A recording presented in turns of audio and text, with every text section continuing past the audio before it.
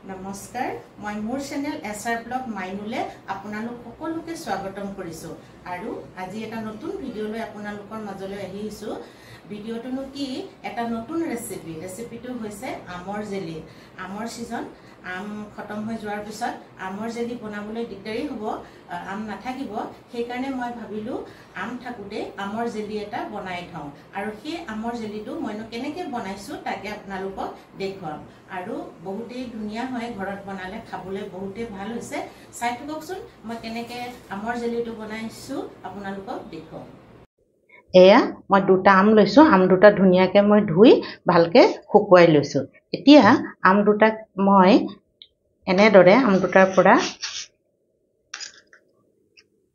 এয়া এনেদৰে ইয়াৰ মঙবোৰ উলিয়াই ল'ব লাগিব এয়া দেখিছে নহয় ধুনীয়াকৈ আমকেইটা আধা পকা আধা কেঁচা আম হয় একেবাৰে পকাও নহয় আৰু একেবাৰে কেঁচাও নহয় আৰু টেঙা মিঠা দুইটাই আছে আমকেইটা টেঙাও হয় মিঠাও হয় এনেদৰে মই আমৰ মঙবোৰ উলিয়াই ল'ম প্ৰথমতে ধুনীয়াকৈ এইদৰে এয়া মই আমখিনি সৰু সৰুকৈ কাটি ল'লোঁ এতিয়া মই এই আমখিনি মিক্সি জাৰ এটাত লৈ ল'ম এই মিক্সি জাৰটোত লৈ লৈছোঁ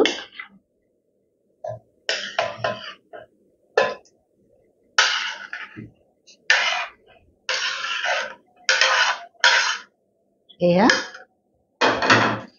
দুটা আমৰ আধা জাৰেই হৈ গৈছে আমাৰ এয়া ইয়াত আমি এতিয়া পানী নিদিওঁ পানী নিদিয়াকৈ ধুনীয়াকৈ আমি পিচি ল'ম এয়া মই পিচি আনিলোঁ এতিয়া মই আপোনালোকক দেখুৱাইছোঁ এয়া চাওকচোন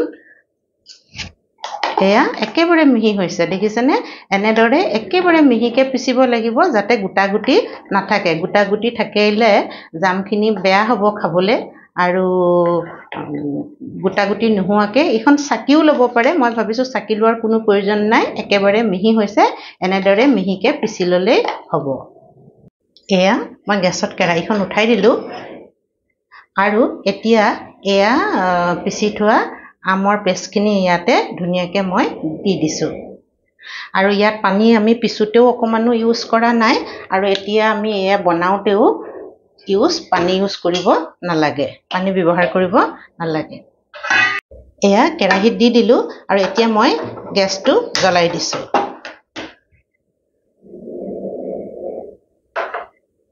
এয়া মই গেছটো জ্বলাই দিলোঁ এতিয়া গেছৰ ফ্লেমটো অকণমান বেছিকৈয়ে থৈছোঁ প্ৰথমতে অকণমান গৰম হৈ লওক বুলি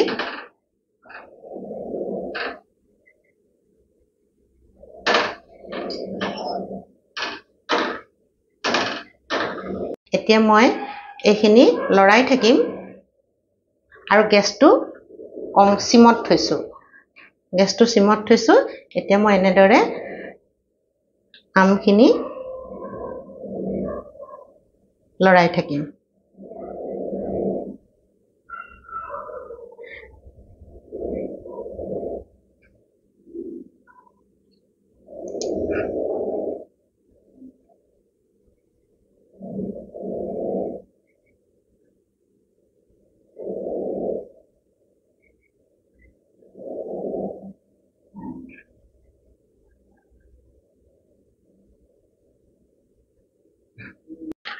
এয়া অলপ গৰম হৈ গৈছে ফুটফুট ফুটিছে এতিয়া এই সময়তে মই কি কৰিম এয়া চেনি এবাটি লৈছোঁ দেখিছেনে এবাটি চেনি মই ইয়াতে দি দিম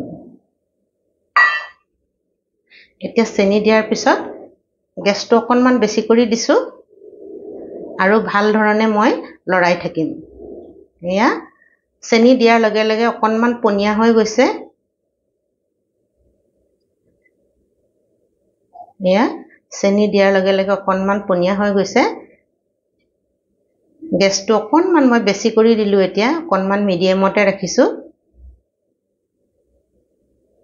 কাৰণ চেনি দিয়াৰ কাৰণে পনীয়া হৈ গৈছে সেইকাৰণে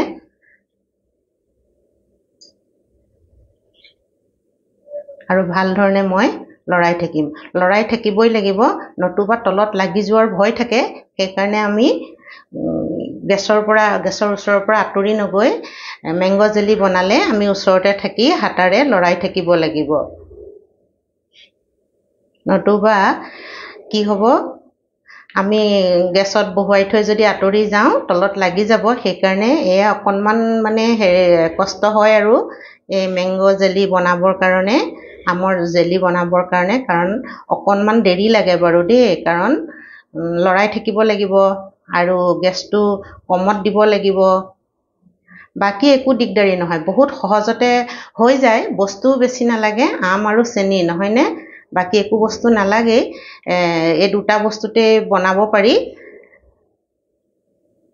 কিন্তু এয়া যে এনেকৈ আৰু লৰাই থাকিব লাগে অকণমান দেৰি, সেইকাৰণেহে অকণমান দিগদাৰী হয়।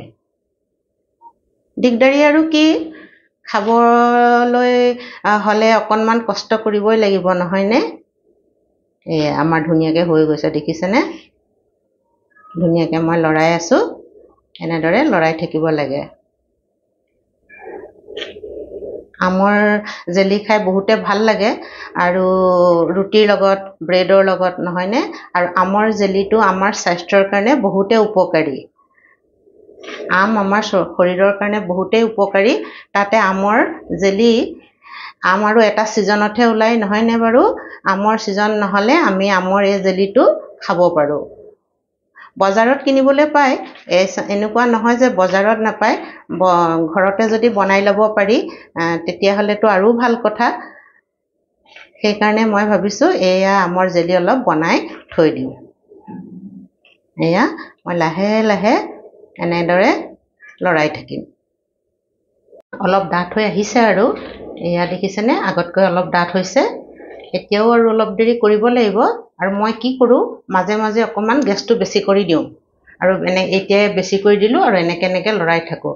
চিম গেছত বহুত টাইম লাগিব, সেইকাৰণে ইমান দেৰি আৰু দিগদাৰী হৈ যায়। সেইকাৰণে মই কি কৰোঁ, মাজে মাজে এনেকৈ মই লৰাই থাকোঁ।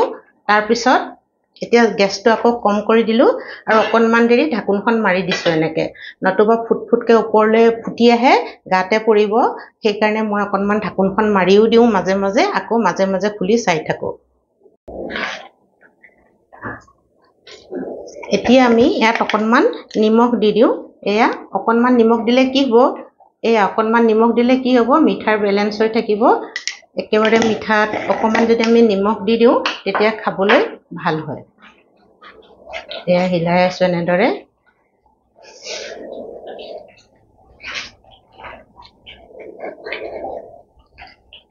একেবাৰে ভালদৰে উতলি গৈছে, আৰু আপোনালোকে এইটো সময়তে মিঠা হৈছে নাই অকণমান চেক কৰিও চাব পাৰি। মই পূৰা এবাটি দিছোঁ, মই চেক কৰা নাই বাৰু, হ'ব যেনেই লাগিছে।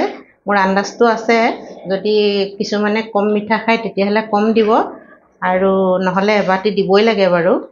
এয়া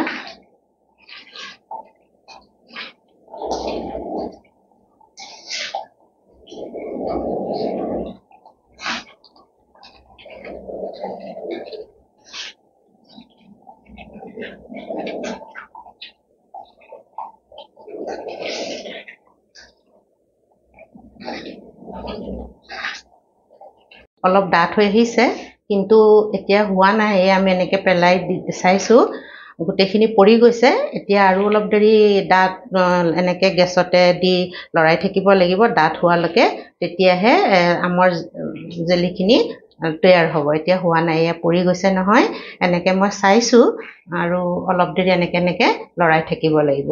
আৰু আপোনালোকে মোৰ ভিডিঅ'বোৰ চাইছে, মই ভাল পাইছোঁ, এনেদৰে মোৰ ভিডিঅ'বোৰ চাই থাকিব। আৰু কেনেকুৱানো ভিডিঅ' আপোনালোকক লাগে মোক কমেণ্টছত জনাব, মই সেইমতে আপোনালোকক ভিডিঅ' দিবৰ কাৰণে চেষ্টা কৰিম। আৰু আপোনালোক অসমৰ কোন কোন ঠাইৰ পৰা চাইছে মোক জনাব। আৰু হয় দেই, বহুতে ভাল ৰিজাল্ট পাইছোঁ মই, আপোনালোকে ইমান মৰম দিছে আৰু এনেদৰে মোৰ ভিডিঅ'বোৰ চাই থাকিব। মই আপোনালোকক বহুত বহুত ধন্যবাদ জনাইছোঁ মোৰ ভিডিঅ'বোৰ চোৱাৰ কাৰণে।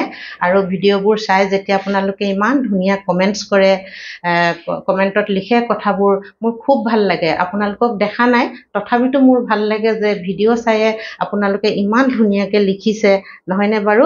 মই ভাবিছোঁ এদিন লাইভ আহিম, কোনদিনা মই লাইভ আহিম মই আপোনালোকক ক'ম বাৰু, তেতিয়া মই আপোনালোকৰ লগত লাইভতে কথা পাতিম। এয়া দেখিছেনে, হৈছেগৈ আৰু ডাঠ হৈ আহি আছে।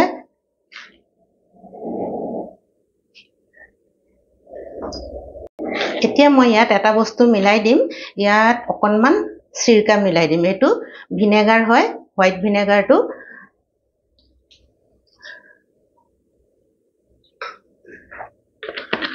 তে ভিনেগাৰ অকণমান মিলাই দিলো আৰু ভালদৰে মই মিলাই দিছো ভিনেগাৰ দিলে কি হয় আমৰ জেলিখিনি বেয়া নহয় আমৰ জেলিখিনি আপুনি কেইবা মাহলৈও থৈ দিব পাৰি ধুনীয়াকে তেতিয়া বেয়া নহয় নতুবা বেয়া হোৱাৰ সম্ভাৱনা থাকে সিৰকা মানে ভিনেগাৰে কি কৰে প্ৰিজাৰভেটিভৰ কাম কৰে এই বস্তুখিনি মানে সংৰক্ষণৰ কাম কৰে ধুনীয়াকে বেয়া নোহোৱাকে আমৰ জেলিখিনি ৰাখি থব পাৰি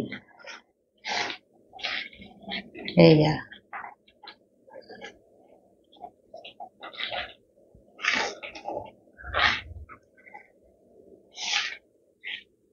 নেমু টেঙাও দিব পাৰি নেমু টেঙা দিলেও হয় কিন্তু মই নেমু টেঙা নিদি সিৰকাকে দিলো নেমু টেঙা দিলেও 5-6 চামুচ মান আপোনালোকে নেমু টেঙা ৰসটো ইয়াত মিলাই দিব পাৰিব তেতিয়াও ভাল হৈ থাকে নেমু টেঙা দিলেও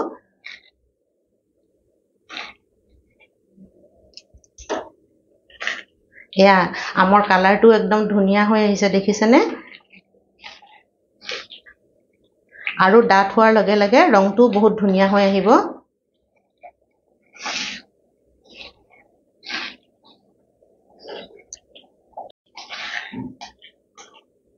এয়া আমৰ জেলি হবৰ হৈছে এতিয়া আমি অকণমান চেক কৰি চাওঁ হৈছে নে নাই হৈছে যেন লাগিছে তথাপিতো ইয়াৰ এটুপালমান পানীত দি চাম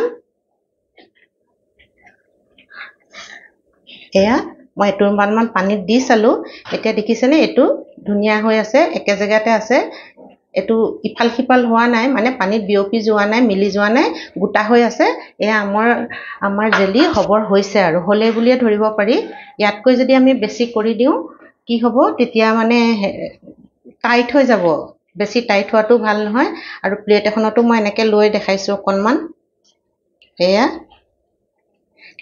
দেখিছেনে এনেকে কৰি দিওঁতে নামি অহা নাই এয়া প্লেটত এটুপ দি চাইছো দিউ চাওঁতে এয়া নামি অহা নাই তললে একে জেগাতে ৰৈ আছে আমাৰ জেলিখিনি এয়া হৈ গৈছে এয়া ধুনীয়াকে আৰু গৰম কৰিব নালাগে আমাৰ জেলিখিনি ধুনীয়াকে হৈ গৈছে মই গেছটো অফ কৰি দিলো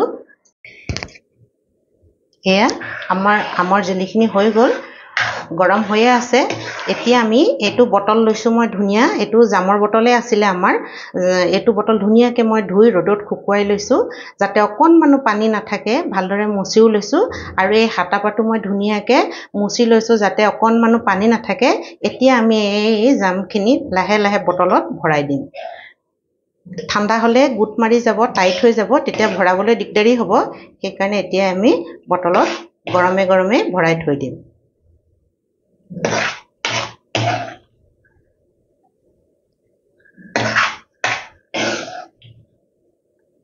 এয়া দেখিছেনে কিমান ধুনীয়া ৰং হৈছে মই একো ৰং মিলোৱা নাই ইয়াত একেবাৰে বজাৰৰ মেংগো জামৰ দৰে হৈ পৰিছে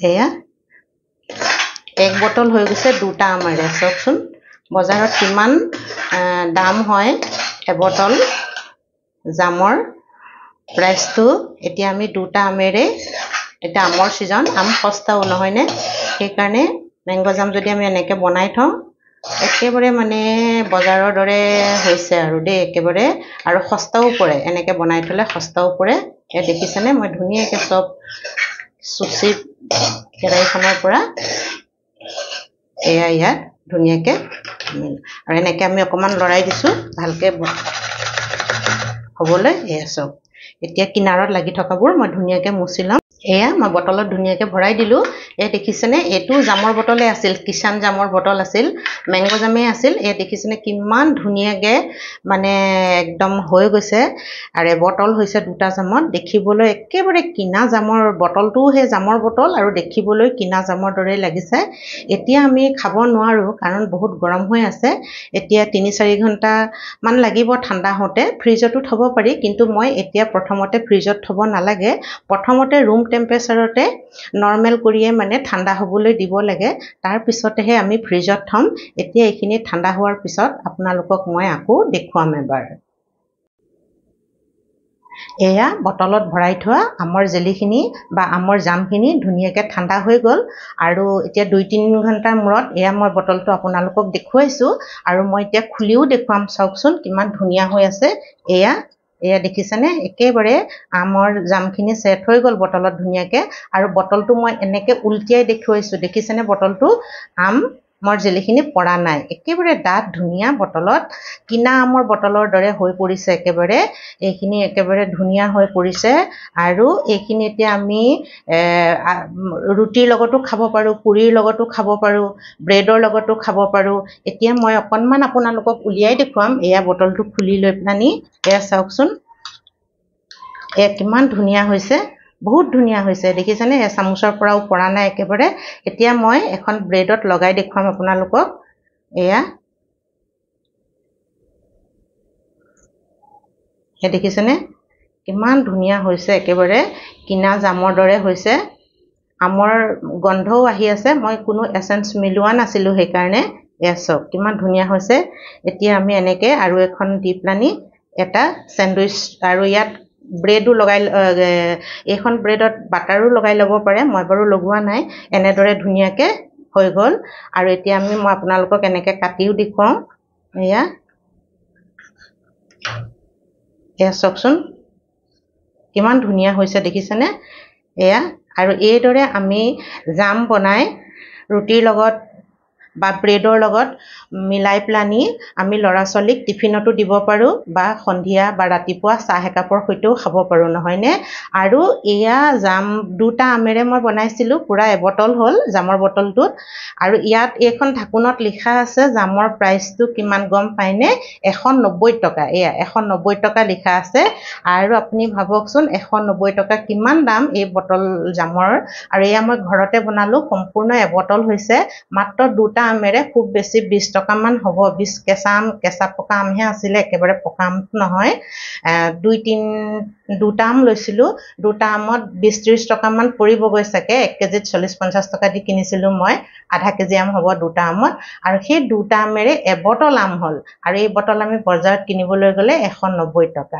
এতিয়া আপোনালোকে মোৰ ৰেচিপিটো দেখিলে, আৰু তেনেহ'লে যদি মোৰ ৰেচিপিটো চাই ভাল পালে, তেনেহ'লে লাইক কৰিব, শ্বেয়াৰ কৰিব আৰু মোৰ চেনেলটো ছাবস্ক্ৰাইব কৰি দিব। শেষলৈকে ভিডিঅ'টো চোৱাৰ কাৰণে আপোনালোকক মই হৃদয়ৰে আন্তৰিকতাৰে বহুত বহুত ধন্যবাদ জ্ঞাপন কৰিছোঁ। আৰু এনেদৰে মোৰ ভিডিঅ'বোৰ চাই থাকিব, মোক আগবঢ়াই লৈ যাব। আৰু মই আপোনালোকে কমেণ্টছ লিখিলে, ছাবস্ক্ৰাইব কৰিলে মোৰো নতুন নতুন ভিডিঅ' বনাবলৈ মন যায়। আৰু আপোনালোকে মোক ক'বচোন কেনেকুৱা ভিডিঅ' লাগে। মই তেনেদৰে ভিডিঅ' বনাই আপোনালোকৰ আগত দিবলৈ যত্ন কৰিম। আজিলৈ ইমানতে মই সামৰিছোঁ। আৰু এটা নতুন ভিডিঅ' লৈ আপোনালোকৰ মাজলৈ আহিম, সেই আশাৰে আপোনালোকলৈ বহুত বহুত ধন্যবাদ জ্ঞাপন কৰি ভিডিঅ'টো সামৰিছোঁ।